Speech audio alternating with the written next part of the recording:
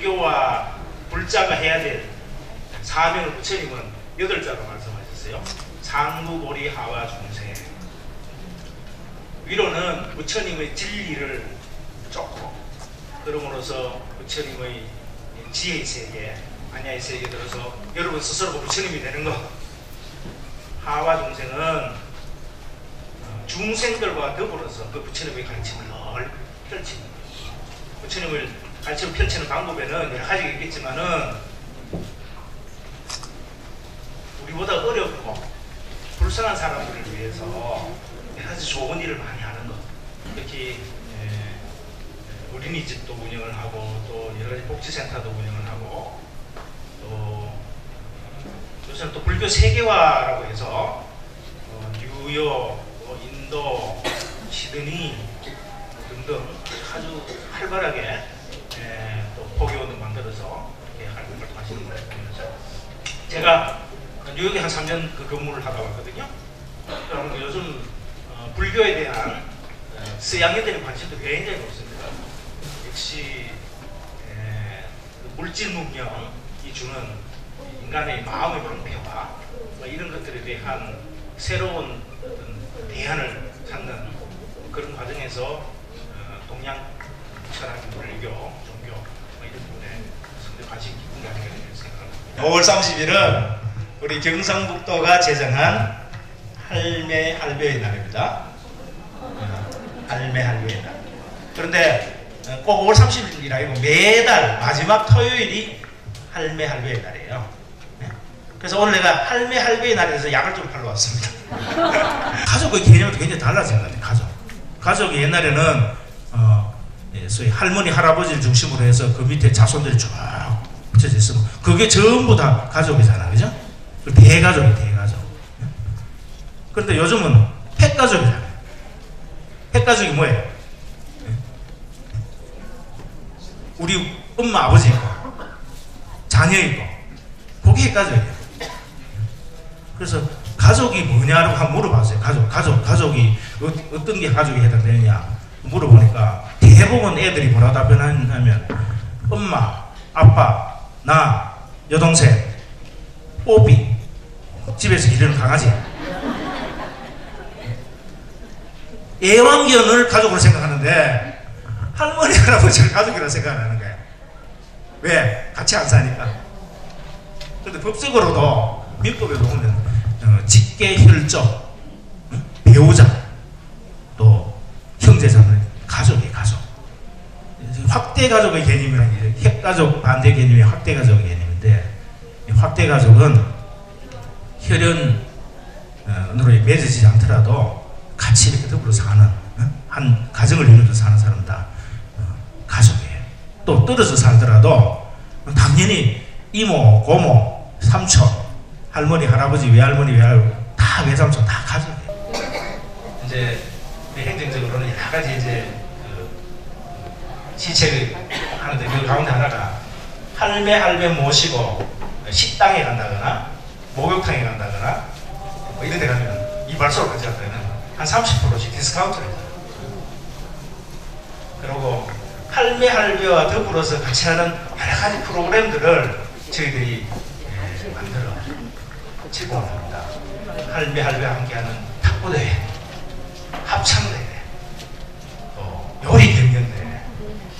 그렇게 해서 그런 거 잘하는 분들한테는 가족에는 상도 주고 도지사 상 받으면 임원스럽잖아요. 그런데 시장무수 도지사상은 대학 가는데 별 도움이 안 된다더라고요.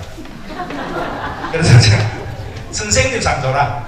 학교 교장 선생님, 교육감 선생님 상 줘라.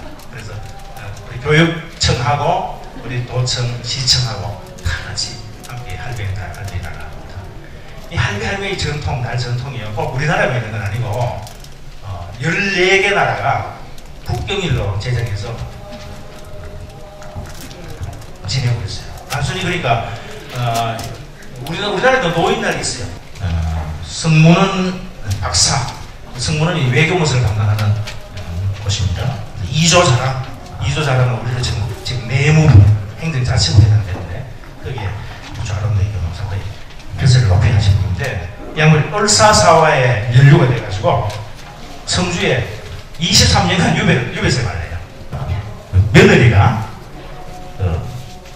아들을 낳았는데 아들 이름이 손주를 낳았죠. 손주를 낳았는데 이수봉 아명이 이수길이가 태어났어요. 할아버지가 육아일기를 씁니다. 그 이수길이가 16세까지 자라면서 병치레하고 어떻게 성장하는지를 기록한 책이 양아로예요. 옛날에 이런 양반 사대부가 육아일기를 쓴다는 게 굉장히 이례적인 거죠. 그죠?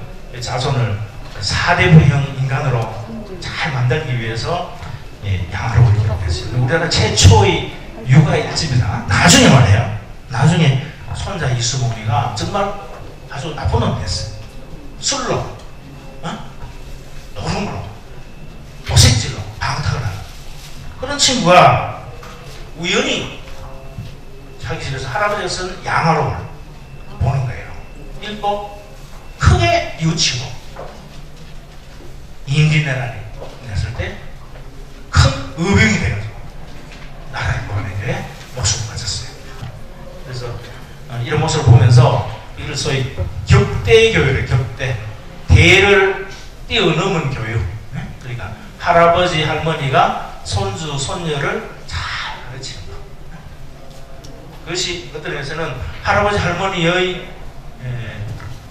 의무이기도 해요. 책무이기도 해요. 그죠? 지금 노인 문제가 참 심각합니다. 우리 경상북도의 65세 노인 인구가 17.6%. 그런데 이 평균이 그렇고 구미 같은 데는 굉장히 젊은 도시거든요. 경산 이런 데는 뭐 근로자도 많고 그러니까 평균 연령이 34세 이렇게 안 되는데 군이 고향이 군인분이죠. 군이 의성, 영양, 청송, 동화 이런 데 가면 노인 인구가 40% 넘어요. 1년 내내 가야 면사무소에 출생신고가 하나도 없는 거예요. 그래서 또 뭐 저출산율에 대해서 여러분 너무 잘 아시잖아요. 세계에서 제일 안 넣는 나라가 우리나라.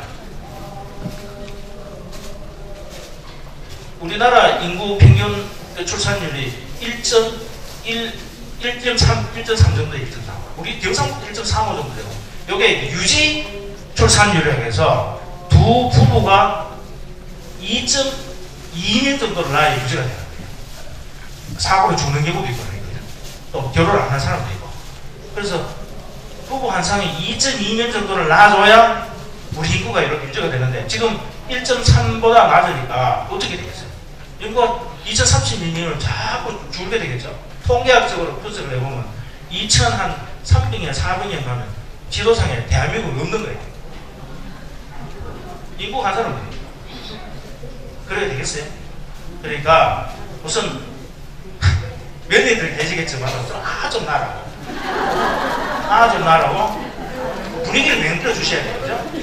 할머니 할아버지들이 괜히 부부 있는데 자꾸 뭐 귀찮게 하지 말고 자리도 피해 주시고 좀 로맨틱한 분위기도 좀 만들어 주시고 그리고 애를 낳았잖아요. 낳았으면 애를 잘 키우는데 할머니 할아버지 도움을 주셔야 돼요. 할머니 할아버지들이 교육적으로 잘 잘할 수 있도록 그 분위기를 만들어주는 것도 어르신들의 책임이에요. 복합적인 의미가 있는 겁니다. 할미에 따른 그죠? 서로 손주 손녀 가족들 간에 소통하고 사랑하고 가족의 의미를 되새겨보는 그런 의미가 있고 또 하나는 또 여러분들이 그런 일을 통해서 삶의 보람을 느껴요. 이렇게 불교대학 나오셔서 부처님 말씀 좋은 말씀 이렇게 들으시고 하는 그런 귀한 일도 하시지만은 또 가정에 들어가셔가지고는 한 가정을 책임지고 있는 할머니 할아버지 가장으로서 그 가정이 잘 유지 보존 존속될 수 있도록 그렇게 노력해 주시는 일들을 여러분들이 해주셔야 합니다.